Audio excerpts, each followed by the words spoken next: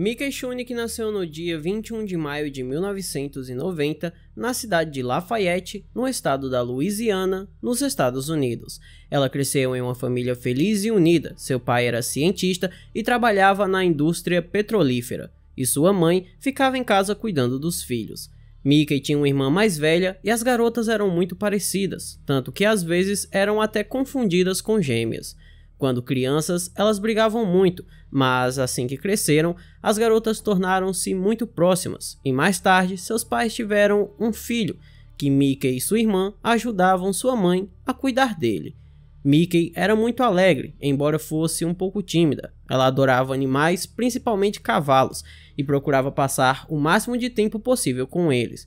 A jovem também adorava andar de bicicleta e muitas vezes preferia circular pela cidade nela, e depois de se formar na escola, ela ingressou na Universidade da Louisiana para estudar antropologia. Considerando que essa instituição de ensino estava localizada em sua cidade, a garota permaneceu morando com seus pais. Porém, em maio de 2012, quando Mickey tinha 21 anos, ela estava no último ano e se preparava para se formar na universidade.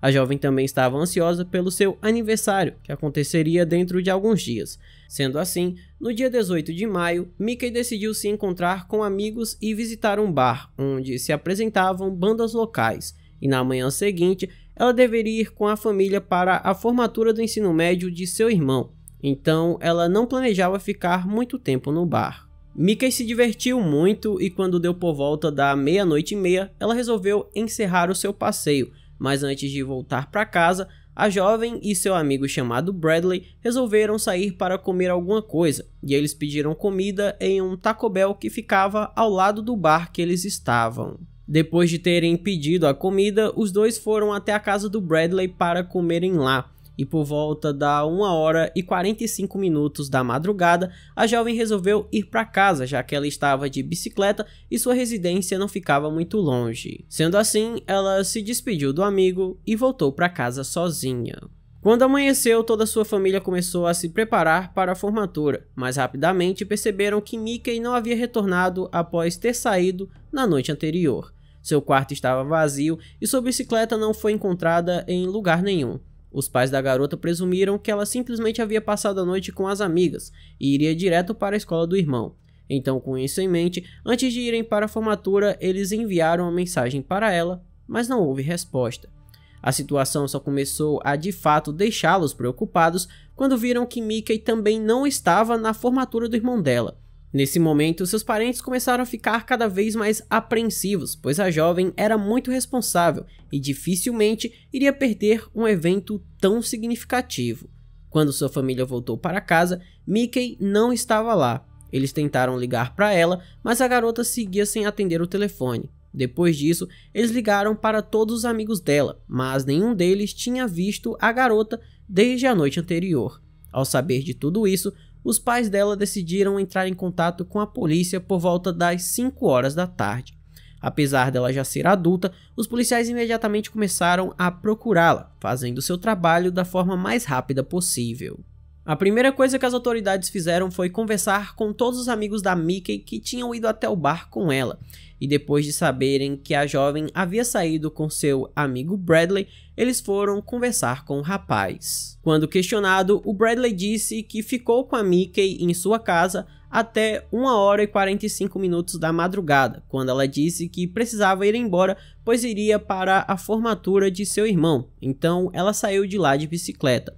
O rapaz ainda falou que tentou fazer com que ela ficasse mais um pouco, pois seus outros amigos também iriam chegar para ficarem juntos, mas ela não quis e foi embora sozinha durante a noite. É claro que os policiais não acreditaram muito, mas também não tinham tantos motivos para duvidar da palavra dele, já que o Bradley falou que não lhe desejava mal e estava verdadeiramente preocupado com o que teria acontecido com sua amiga. Após essa conversa, os investigadores começaram a verificar aquela história, e a primeira coisa que decidiram fazer foi olhar as gravações das câmeras de vigilância localizadas ao longo da suposta rota de Mickey.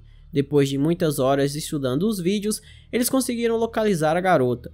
A 1h47 da manhã, ela dirigiu pela estrada perto da casa de Bradley. Um minuto depois, ela foi flagrada por outra câmera, mas depois disso, a polícia não conseguiu encontrar nenhuma outra gravação onde ela aparecesse.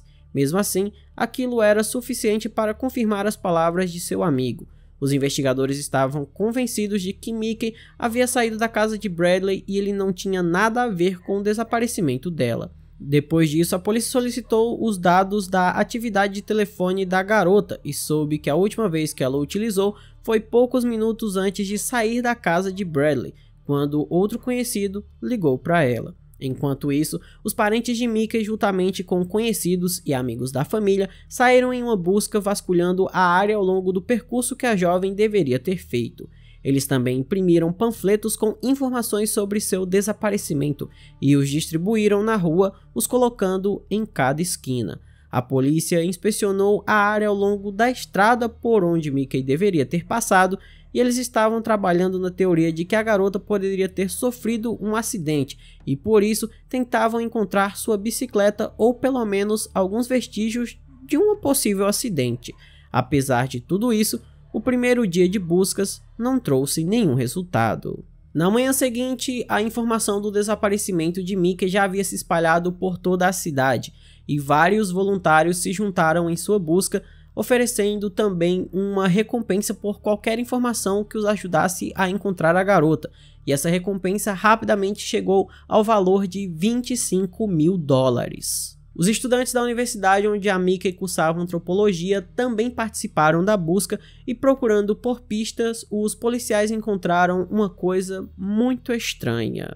A primeira filmagem da câmera de segurança mostrou Mickey dirigindo pela estrada em direção à sua casa, e uma caminhonete branca passou na frente dela, mas a gravação seguinte, alguns segundos depois, mostrou um carro semelhante, porém atrás dela. Além disso, apenas 2 minutos depois, esse carro passou na direção oposta. Os investigadores acreditavam que o carro poderia estar ligado ao desaparecimento de Mickey, mas eles tinham um grande problema. Todas as gravações das câmeras eram de péssima qualidade e era simplesmente impossível distinguir até mesmo a placa do veículo. A polícia determinou apenas que o carro era uma caminhonete Chevrolet branca. Eles analisaram esse modelo no banco de dados e descobriram que mais de 3.000 desses carros estavam registrados no distrito, o que também complicou muito a tarefa. Dado que era quase impossível identificar o dono do carro, os detetives se concentraram em encontrar outras pistas. Além disso, eles não sabiam se aquela caminhonete tinha de fato alguma coisa a ver com o que havia acontecido. Então, o tempo passou e não houve nenhum progresso na busca.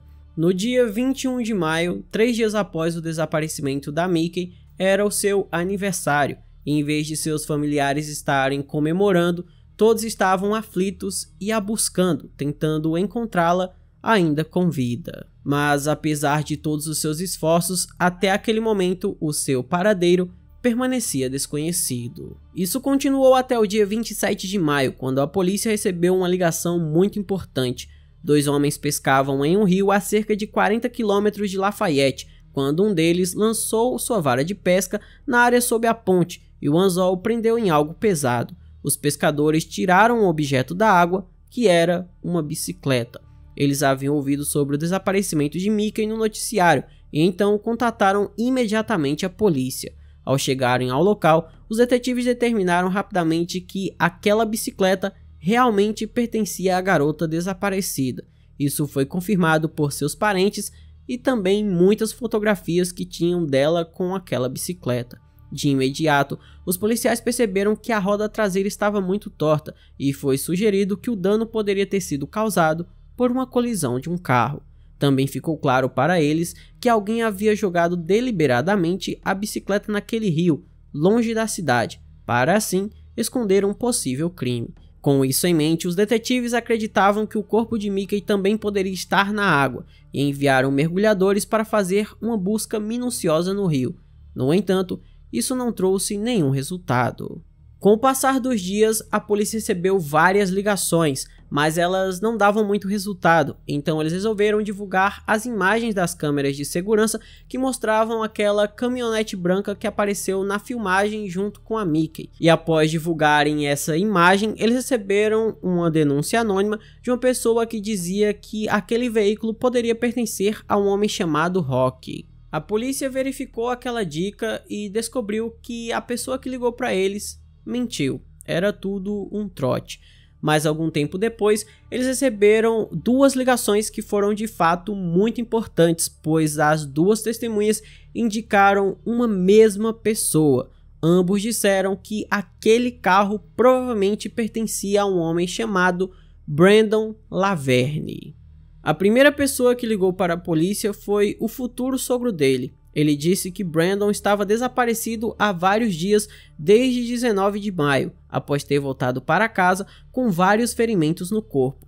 Quando questionado sobre o que aconteceu, ele disse que foi assaltado em um posto de gasolina em Nova Orleans. A testemunha acrescentou que Brandon tinha uma caminhonete Chevrolet branca, mas não havia desde que o homem voltou para casa. E ele também viu outra coisa. Brandon teria jogado sua camiseta, coberta com líquido vermelho, na lata de lixo. A próxima ligação veio de um funcionário de uma concessionária de automóveis. Ele disse que Brandon foi até a casa dele no fim de semana e queria comprar uma caminhonete nova, explicando que seu carro antigo havia sido roubado. Enquanto falava com o funcionário, uma reportagem sobre o desaparecimento de Mickey começou a passar na TV, ao lado dele, e Brandon começou a ficar visivelmente nervoso. Somadas essas 2 dicas, a polícia imediatamente se interessou por esse homem, e eles descobriram que o homem de 33 anos morava em uma pequena cidade a cerca de 1h30 de Lafayette e trabalhava como mecânico. Ele também comprou uma nova caminhonete branca da mesma marca poucos dias após o incidente, mas o fato principal era que Brandon já havia sido incluído no cadastro de criminosos. No ano de 1999, o Brandon invadiu a casa de uma mulher, a amarrou e abusou dela, e por causa desse crime, ele recebeu a pena de 10 anos de prisão. Além disso, ele também era suspeito de ter ceifado a vida de uma garota também no ano de 1999, mas esse crime não pôde ser comprovado. E inclusive, 6 meses após ter sido inocentado do crime contra essa garota, o Brandon se casou e teve filhos. No entanto, ele constantemente batia em sua esposa e por causa disso, ele foi denunciado por ela. E a mulher, além de pedir o divórcio, conseguiu uma ordem de restrição contra o ex-companheiro. Ao saber de tudo isso, os detetives decidiram verificar a história de Brandon sobre o roubo. Graças à história detalhada de seu futuro sogro, eles descobriram o posto de gasolina exato perto do qual o homem teria sido atacado. No entanto, nem as câmeras de vigilância nem os funcionários confirmaram sua história. Depois disso, a polícia decidiu falar com a irmã de Brandon, e ela contou uma história muito estranha. Segundo ela, seu irmão pediu para ir com ele para o Texas em um segundo carro, porque seu carro estava envolvido em um tiroteio e ele precisava se livrar dele com urgência. Quando chegaram ao local remoto, Brandon encharcou sua caminhonete com combustível e ateou fogo. Depois disso, entrou no carro de sua irmã e eles foram embora. A mulher tentou saber o que estava acontecendo, mas seu irmão não falou. Em vez disso, ele lhe pediu que não contasse a ninguém o ocorrido e também exigiu que, em caso de conversa com a polícia, ela dissesse que ele estava dormindo em casa na noite de 19 de maio. A irmã concordou em troca de Brandon perdoar uma dívida dela de $300. No entanto, os detetives facilmente acabaram com sua lealdade, ameaçando com acusações de cumplicidade. A mulher mostrou o local onde queimaram a caminhonete e a polícia encontrou o que restava dela, mas infelizmente o incêndio destruiu qualquer possível evidência que pudesse estar armazenada no veículo, mas eles ainda conseguiram algo. Os especialistas recuperaram a placa e se convenceram de que o carro pertencia a Brandon. Além disso, agora com a placa, eles poderiam usar câmeras de rua que funcionavam justamente na identificação das numerações dos veículos, e graças a isso, eles contataram que Brandon esteve em Lafayette na noite do dia 18. Ele foi flagrado por uma das câmeras por volta das 17 horas. E aqui, os detetives receberam uma importante evidência. Graças à imagem da câmera, eles avistaram o conteúdo do porta-malas aberto da caminhonete. Havia um pneu, um refrigerador portátil e uma caixa. Após analisar as gravações das câmeras que mostravam Mickey antes de seu sumiço, a polícia determinou que os mesmos itens estavam localizados nos mesmos locais no porta-malas da caminhonete que a seguia. Dado que, segundo testemunhas, Brandon apresentava ferimentos graves no corpo, os detetives decidiram ligar para os hospitais locais e, novamente, tiveram um avanço. Um dos hospitais contatados pela polícia revelou que Brandon deu entrada lá um dia após o desaparecimento da Mickey e ele estava muito ferido, tendo sido ferido por uma faca. Todas as informações coletadas indicavam que o Brandon mentiu sobre ter sido assaltado e ele teria que explicar tudo o que de fato aconteceu, pois os policiais acreditavam que era ele que estava seguindo a Mickey na noite de seu desaparecimento. No entanto, os investigadores sabiam que tudo o que eles tinham eram provas circunstanciais, o que não era suficiente para levá-lo a um julgamento. Até porque a caminhonete que podia conter evidências de DNA havia pegado fogo, na verdade, Brandon tacou fogo nela, e o corpo da Mickey não havia sido encontrado, então eles não tinham nada que provasse 100% a sua teoria. Por causa disso, os detetives tinham medo de prender o homem ou mesmo interrogá-lo. Brandon poderia simplesmente fugir depois de perceber que era suspeito. No entanto, logo a polícia encontrou outro motivo para detê-lo. Acontece que em 2000 ele não havia se registrado como criminoso em seu local de residência, o que constituía uma violação da lei. Ao saber disso, os detetives agiram com o máximo de cuidado possível. Primeiro, eles colocaram discretamente um dispositivo de localização em seu carro. Depois pediram a um patrulheiro que o parasse para verificar os seus documentos e o prendesse por violar a lei no ano 2000. Com Brandon sob custódia, os investigadores do caso de Mickey finalmente começaram a interrogá-lo. Mas apesar de todos os seus esforços, o homem negou repetidamente o seu envolvimento no desaparecimento da jovem. Percebendo que ele não iria desistir, os detetives decidiram mesmo assim levar o caso ao tribunal, com as provas circunstanciais disponíveis. Porém, como as chances de condenação eram muito baixas, a polícia dedicou todos os seus esforços na busca por novas evidências e pelo corpo de Mickey. Porém, em agosto de 2012, a promotoria ofereceu a Brandon um acordo, segundo o qual ele receberia prisão perpétua, em vez de pena de morte, e em troca ele confessaria o assassinato de Mickey. O homem discutiu isso com seu advogado e decidiu concordar com aquilo, e no dia 7 de agosto, ele começou a falar. A primeira coisa que o homem fez foi indicar o local onde estava o corpo de Mickey, e os policiais foram até um pequeno cemitério que ficava a cerca de 70 km de Lafayette, e numa floresta próxima a ele, eles de fato encontraram o corpo da jovem enterrado. Apesar dos especialistas forenses terem determinado que o agressor usou um objeto pontiagudo, a causa da morte foi um tiro. E infelizmente eles não conseguiram recolher amostras de DNA de seu corpo. Eles não encontraram nenhum DNA que não fosse o da própria vítima. No entanto, o que indicava que o Brandon de fato estava envolvido no crime é que o local onde ele indicou que o corpo estaria, de fato, ele estava. Então, o Brandon sabia onde a garota havia sido enterrada. E depois dos policiais recolherem o corpo dela, o Brandon contou tudo o que aconteceu no dia 19 de maio. Primeiro, ele contou uma história que ninguém acreditou. Ele disse que estava dirigindo pela cidade naquela noite e acidentalmente atropelou Mickey, porque estava bêbado. A jovem não ficou muito ferida e lhe pediu que não chamasse a polícia porque estava carregando substâncias ilegais. Brandon então se ofereceu para levá-la para casa e durante a viagem eles começaram a discutir sobre o custo do conserto da bicicleta. A situação ficou tão tensa que o homem a eliminou acidentalmente.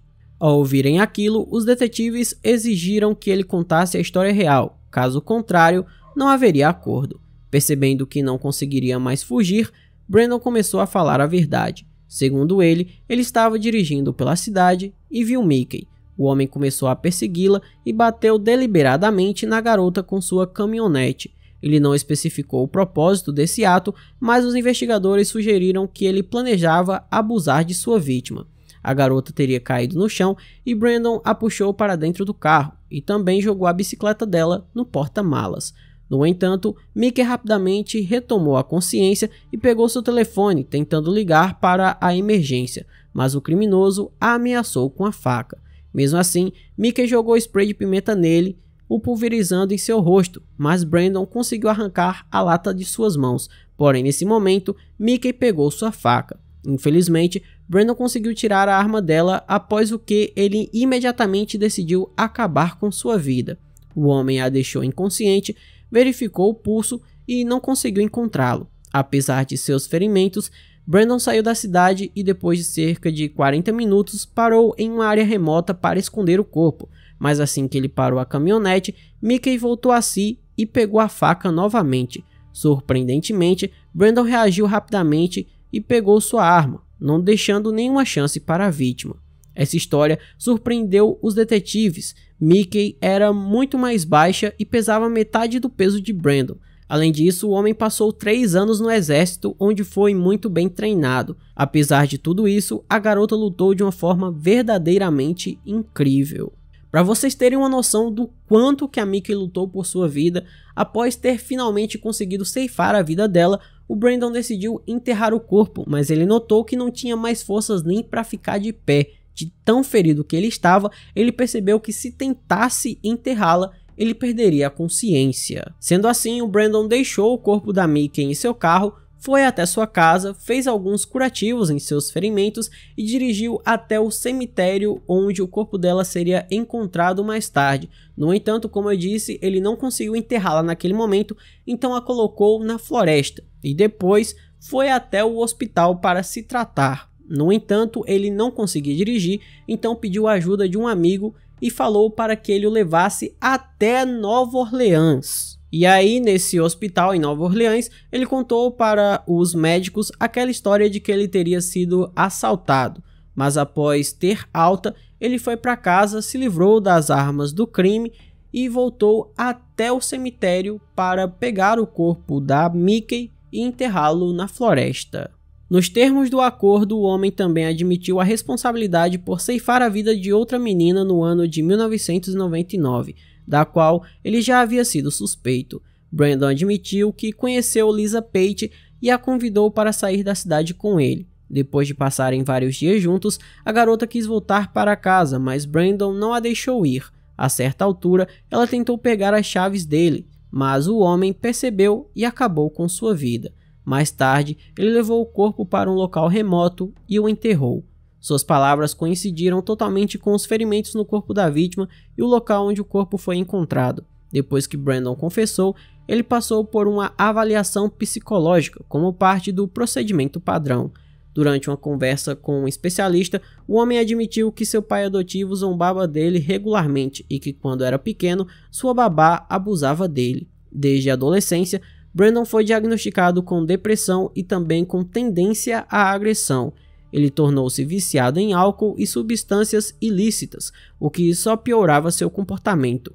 Apesar de tudo isso, o especialista chegou à conclusão de que o homem tinha consciência de seus atos e poderia muito bem ser punido. Então, no dia 17 de agosto, Brandon recebeu 2 penas de prisão perpétua pelos casos de Mickey e Lisa, sem direito à liberdade condicional. Desde então, ele interpôs diversos recursos para tentar anular sua condenação e, no ano de 2019, ele tentou sem sucesso fugir da prisão. Até hoje, o homem tenta convencer a todos de que não é o monstro que a mídia fez parecer e que merece o direito de uma segunda chance. Quando sua confissão se tornou viral, o caso ganhou ainda mais atenção. A dedicação com que Mickey lutou por sua vida realmente surpreendeu milhões de pessoas em todo o mundo. Ela quase conseguiu parar um homem fisicamente mais forte que ela várias vezes, mas infelizmente não conseguiu sair com vida da luta com esse monstro. Então esse foi o vídeo de hoje, espero imensamente que vocês tenham gostado da forma como eu narro os casos e jamais do que acontece. Se você gostou, eu peço que deixe um like, se inscreva no canal, mande para todos os seus amigos, me siga nas minhas redes sociais. Se quiser apoiar o canal, temos várias opções como Pix, seja membro, valeu demais e apoie-se. Vai de você escolher qual deles é o melhor. Por hoje é só, até a próxima e tchau!